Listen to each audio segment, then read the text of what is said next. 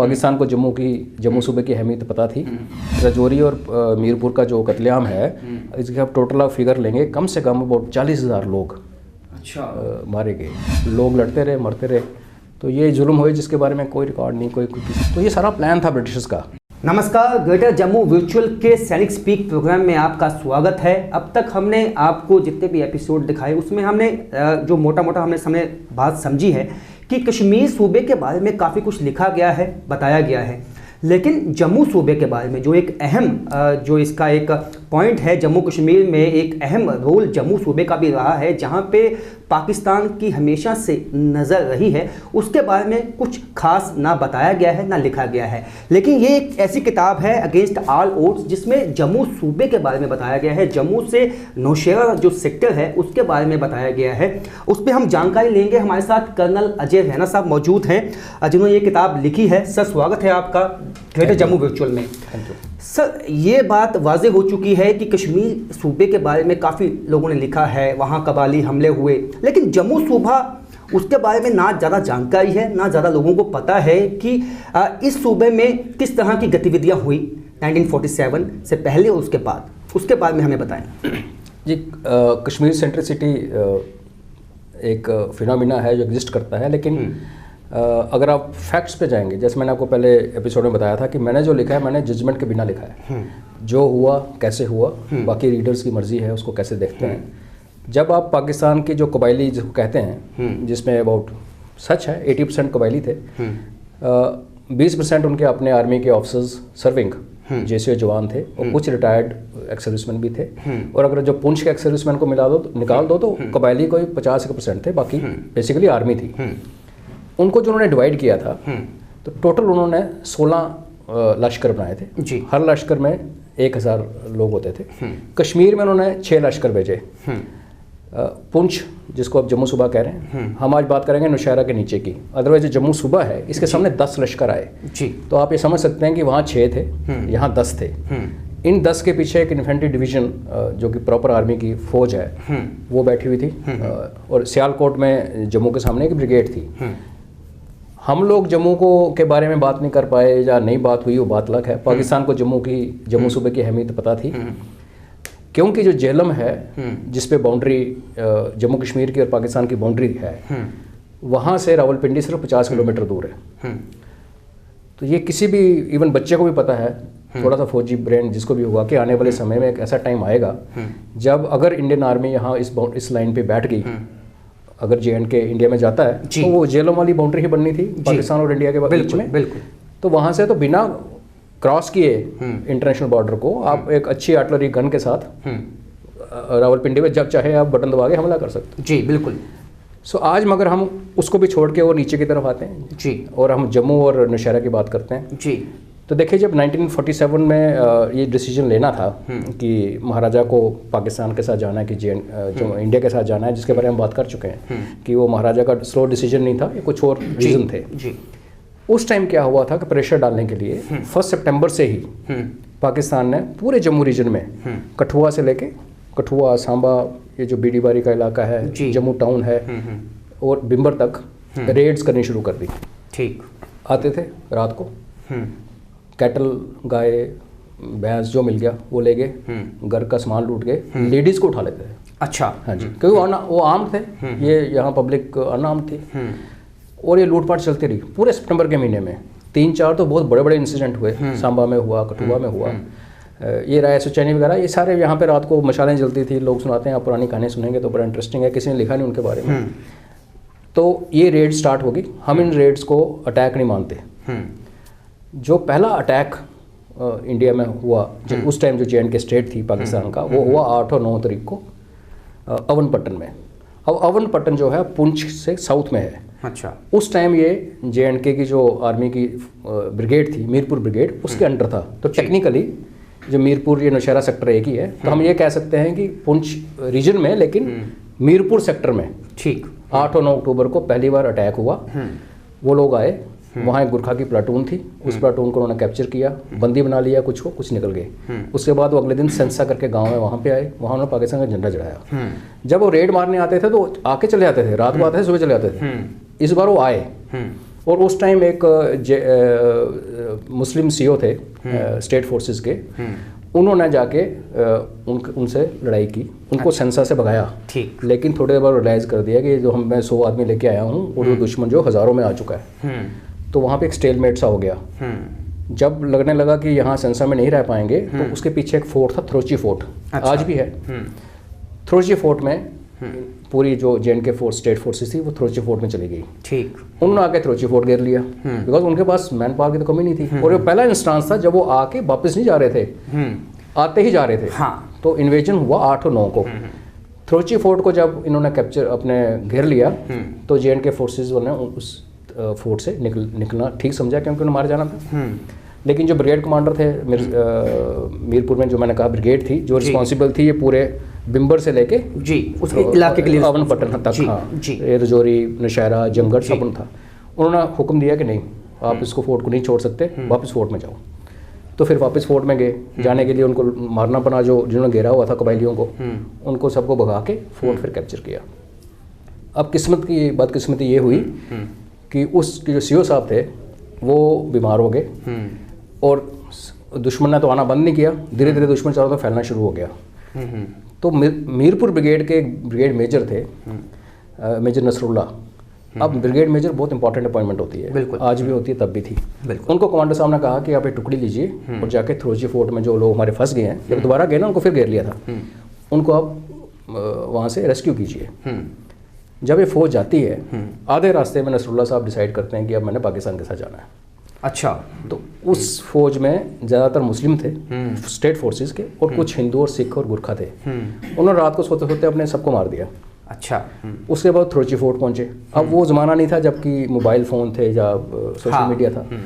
थ्रोची fort वालों ने देखा कि अपनी फौज आ गई, उन्होंने कहा कि आ जाओ बाहर आ जाओ, आप सब ठीक है और आप आराम से गेम्स ड्रेस में आओ। तो गुरखों की प्लाटून थी, वो सारे के सारे गेम्स ड्रेस पहन के हथियार अंदर रख के बाहर आए, सबको मार दिया गया। एक गुरखा बचा जिसने आगे ब्रिगेड में बताया, लेकिन जब ब्रिगेड में बताया तो तब तो कुछ बचा नहीं था। मीरपुर में एक यूनिट थी 3 जैकरिफ, वो पूरी तरह से गिर चुकी थी। 550 जवान थे उसमें सीईओ के साथ, काफ़ी स्ट्रेंथ थी, लेकिन कोई सम्निशन नहीं था। और मीरपुर में मीरपुर कह लो, आप कोटली कह लो, आप कोई भी गांव बिम्बर ले लो, इसमें ये हो गया था उन दिनों कि रिफ्यूजी सारे जो डायरेक्ट एक्शन डे शुरू हुआ था, तो जब हिंदू मुस्लिम विवाद शुरू हो गया तो सारे रिफ्यूजी भाग भाग के इन टाउन्स में आ रहे थे। अच्छा। जो आज पाकिस्तान है उधर से भी आ रहे थे। छोटे छोटे गांव वाले बड़े बड़े शहरों में आ गए, यहाँ सेफ्टी है, जैसे होता है कि आर्मी है तो यहाँ सेफ्टी, ठीक है, हाँ वहाँ सेफ्टी है तो वहाँ चले जाते हैं। मीरपुर में 30,000 पॉपुलेशन हो गई, पलायन हो चुका था। तो यहाँ 10,000 की पॉपुलेशन रहती थी, वहाँ सडनली 30,000 हो गए। Same thing happened all across, Rajouri में, नौशहरा में, हर जगह हुआ।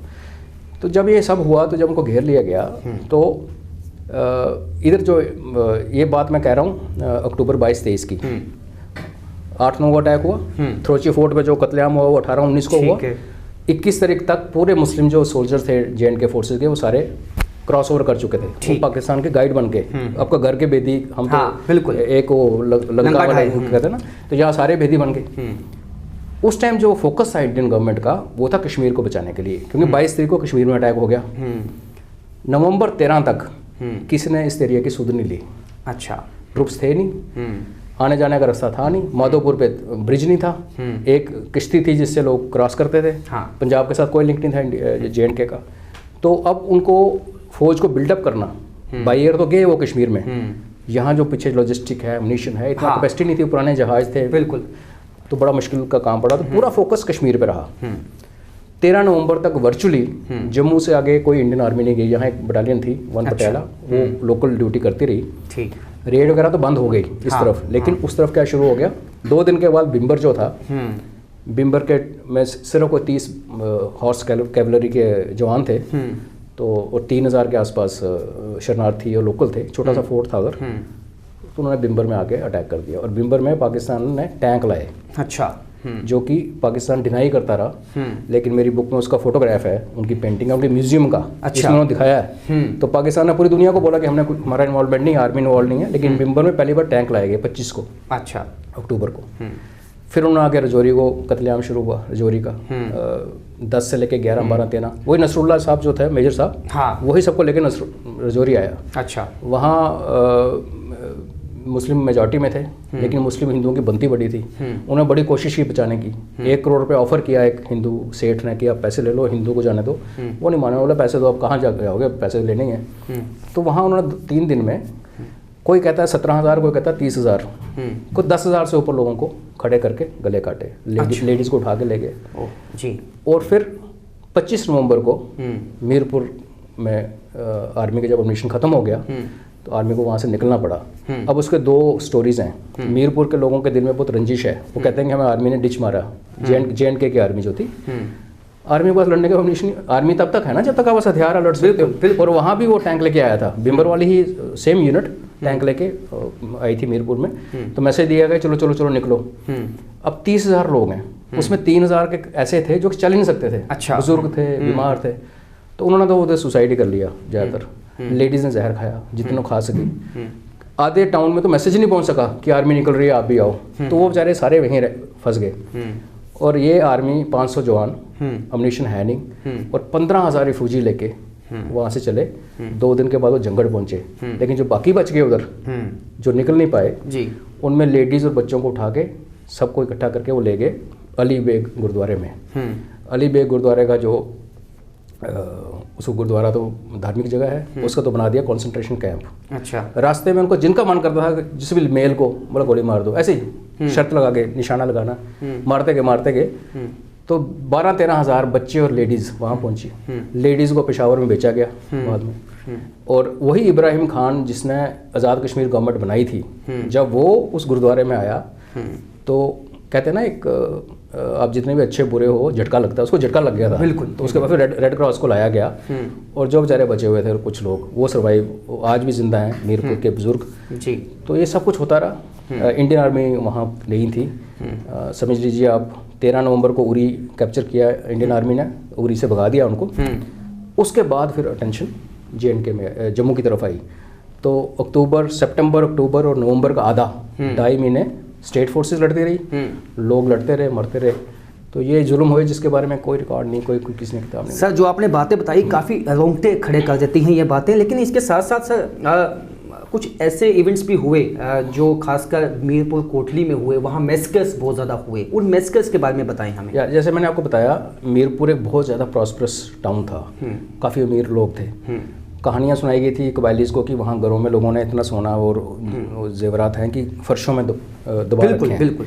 तो जब उस टाउन को घेरा गया और आर्मी का मिशन ख़त्म हो गया, रेडियो सेट एक ही था, वो बंद हो गया। तो ऊपर जब एयरफोर्स के जहाज आए तो आपस में कम्युनिकेशन नहीं हो पा रहा था। अच्छा। क्योंकि जब एयरफोर्स आती है तो ग्राउंड वालों को बताना पड़ता कि वो टारगेट है सामने, वो बात ही नहीं हो पाई। जो अम्यूनिशन उन्होंने फेंका, एक बार मिला, दूसरी बार बाहर गिर गया सिटी के, जहाँ कबायली बैठे हुए थे।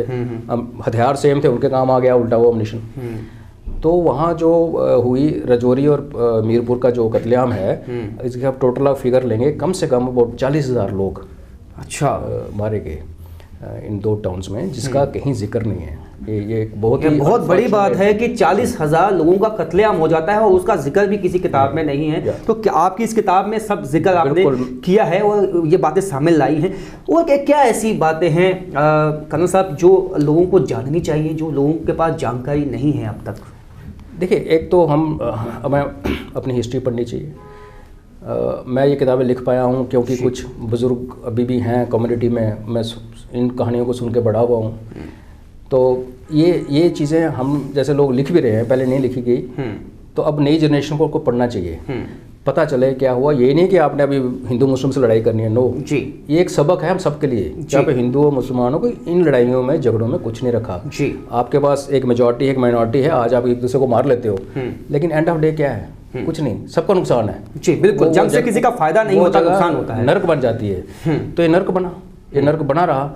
और आज आप देखिए पूरा जो वेस्टर्न साइड थी, पुंछ से शुरू करेंगे आप, ये सारा पाकिस्तान के पास है। और ये जो आप कह रहे थे लोगों को पता नहीं है, जुलाई 48 में इंडिया UN में दिसंबर में चला गया था 47 में जी। वो भी एक एडवाइस नेहरू जी को जिसने भी दी, अलग डिबेट है। 48 जुलाई में ऑर्डर आए दिल्ली से कि इसके बाद आप ऑफेंसिव नहीं करोगे जी। इंडियन आर्मी ऑफेंसिव मतलब आप दुश्मन के इलाके को क्रॉस नहीं करोगे। वो हमारे अंदर आए हुए हैं। हाँ बिल्कुल, हमारी जनता को मार चुके हैं। बिल्कुल। और नवंबर तक तो हमारे पास फौज नहीं थी जम्मू में। जब फौज आई, 50 पैरा ब्रिगेड आई, ब्रिगेड उस्मान साहब आए, उन्होंने जंगड़ को कैप्चर किया। जंगड़ फिर हमारे हाथ से निकल गया क्योंकि हमारी फौज बहुत कम थी। कहने को पूरी ब्रिगेड थी लेकिन 5 कंपनी थी, क्योंकि कुछ उन यूनिट के जो जवान थे वो पाकिस्तान जा रहे थे, उन्होंने ऑप्ट किया था पाकिस्तान जाने के लिए। ठीक। और इंडिया जो आने थे पाकिस्तान से, हिंदू सिख उधर वो अभी तो पहुंचे नहीं थे, तो ये बहुत कम कहने को ब्रिगेड थी। लोकल ये कहते हैं कि भाई आप नौशहरा पहुंचे 19 तारीख को, 19 सितंबर को, 19 नवंबर को, 16 नवंबर को नौशहरा पहुंच गई थी फौज। 19 तक आप नौशहरा बैठे रहे, उसके बाद आप चले गए जंगड़। जंगड़ से अब इधर कोटली है, इधर मीरपुर है, फौज कोटली चली गई। अच्छा। मीरपुर नहीं गई। अच्छा। कोटली में भी लोग फंसे हुए थे, मीरपुर में फंसे हुए थे, पर मीरपुर में बहुत ज्यादा फंसे हुए थे। और कोटली जो है वो थोड़ा इंटीरियर की तरफ है, मीरपुर जो है बिल्कुल झेलम के ऊपर था। आज तो वो मीरपुर खत्म हो गया, वो जो ओल्ड मीरपुर है वो डैम के नीचे आ चुका है। तो लोगों को बहुत ग्रीवेंस है उस बात पे। कुछ कहते हैं कि भाई उधर कोई वीआईपी लोग थे स्टेट एडमिनिस्ट्रेशन के, जिनको बचाना था कोटली में। अच्छा। एक्चुअल कहानी ये थी कि ट्रुप्स थे नहीं, और मीरपुर और जंगड़ के बीच में जो रास्ता था उसमें काफ़ी जगह एनिमी डिप्लॉयड था और सारे पुल उड़ाए हुए थे। अच्छा। तो आर्मी पहुंच नहीं पाई। 2 दिन अगर पहले पहुंच जाती, जो 16 से 19 नवंबर तक इंडियन आर्मी बैठी रही नौशहरा में, बैठी रही, मतलब वेट करते रहे कि पीछे से ट्रुप्स आए। वहाँ तो एक ही कंपनी पहुंची हुई थी। अगर वो 3 दिन का गैप ना होता तो फिर मीरपुर बचाना था। तो ये इतना मैसेकर हमारा होता। तो ये तो कहीं ना कहीं सर जो आपने बातें बताई उससे ये निकल के आता है कि कहीं ना कहीं जो उस वक्त पॉलिटिकल विल, उसकी बात निकल के आती है कि वो जो डिसीजन मेकिंग थी, जिसे हम कहेंगे मौके पे जो निर्णय लेने होते हैं, वो कहीं ना कहीं कमी थी उस वक्त, बहुत ज़्यादा कमी थी। और उसका रीज़न ये था कि इंडिया एक नया स्टेट था। हमारी लीडरशिप, देखिए आप एक इंडिपेंडेंस के लिए लड़ रहे हो, आप काफ़ी शोर कर रहे हो, जेल जा रहे हो, वो अलग बात है। जब आपके हाथ में कमान आती है ना किसी देश को चलाने की, हाँ बिल्कुल, तो वही बेटे और बाप वाला फर्क है। बेटे को अपने फादर बुरा ही लगता है कि तो जिस दिन वो खुद हेड ऑफ फैमिली बनता है, तो उसको समझ आती है भाई अभी 4 लोगों की फैमिली कैसे चलानी है, कितना मुश्किल है। ऊपर से उनके ऊपर इन्फ्लुएंस था लॉर्ड माउंटबेटन का जी। तो मैंने आपको पहले एपिसोड में बताया कि एक चेस की गेम खेली गई थी, 47-48 एक चेस की गेम थी। तो ब्रिटिशर्स ने वही कराया नेहरू जी से जो उनको सूट करना। उन्होंने वो इलाका झेलम के साथ वाला 20-25 किलोमीटर की बेल्ट पाकिस्तान को देनी ही देनी थी। अच्छा। ताकि रावलपिंडी को 50 की जगह 70-80 किलोमीटर की डिस्टेंस मिल जाए। अच्छा। बाद में मंगला का जो डैम बना है आज, अगर उसको क्रॉस करना हो आर्मी को, मैं फौजी हूँ, मुझे पता है, मतलब इम्पॉसिबल है आज, इतना बड़ा बन गया बाद में। अच्छा। तो ये सारा प्लान था ब्रिटिशर्स का। बेसिकली वो चाहते थे कि जो पाकिस्तान पैदा तो कर दिया था उन्होंने, उसको अभी उन्होंने पाल के बड़ा करना, सिक्योर करना था। अच्छा। तो जम्मू उसमें मारा गया।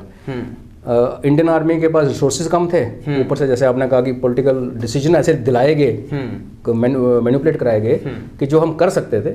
एयरफोर्स थी, एयरफोर्स को जुलाई 48 में बोल दिया गया कि आप बॉर्डर के 5 किलोमीटर तक नहीं जाओगे। अच्छा। तो आप इमेजिन करिए, आपका अपना इलाका है, उसमें दुश्मन घुसा हुआ है। हाँ। पार जाना तो छोड़ो, यहाँ से तो कर सकते हो ना। बिल्कुल बिल्कुल, आपने सही कहा। तो वो भी रोक लिया। अब उसकी किसको लोग ब्लेम करें ना करें, ये तो मैं वही कहता हूँ, मैंने वो लिखा जो हुआ। हाँ। अब कौन किसको क्या जज करता है, वो आने वाले समय पे जो लोग पढ़ेंगे या जिनको इसमें इंटरेस्ट है, वो उनकी डिसीजन है। इन एनी केस वो इवेंट्स वापस नहीं जा सकते, लेकिन आज भी जो हमारे साथ हो रहा है, ये इन सारी विवाद की जड़ जो है उन डिसीजंस में है, जिनको आपने बिल्कुल सही कहा कि पॉलिटिकल डिसीजन हमसे कुछ उस टाइम ठीक नहीं हुए। जी, बहुत बहुत शुक्रिया सर। जिस तरह से कर्नल अजय रैना ने काफ़ी अहम जानकारियां दी हैं, जो अब तक शायद बहुत कम लोग हैं जिनको मालूम है, कि जैसे इन्होंने कहा कि 40,000 से ज़्यादा लोगों का मैसेकर हुआ और इतनी बड़ी ऐतिहासिक घटना लोगों से अभी तक छुपी हुई थी। लेकिन इन्होंने अपनी किताबों में कई खुलासे किए हैं जो काफ़ी चौंकाने वाले हैं, और उसमें सबसे अहम निकल के ये आता है कि अगर उस वक्त पॉलिटिकल विल होती और एक जो डिसीजन लेना होता है मौके पे वो लिया जाता, तो शायद कई ऐसे इलाके हैं जो आज पाकिस्तान के पास है, वो अभी भी भारत का हिस्सा होते। फिलहाल मेरे साथ इतना ही, देखते रहिए ग्रेटर जम्मू वर्चुअल।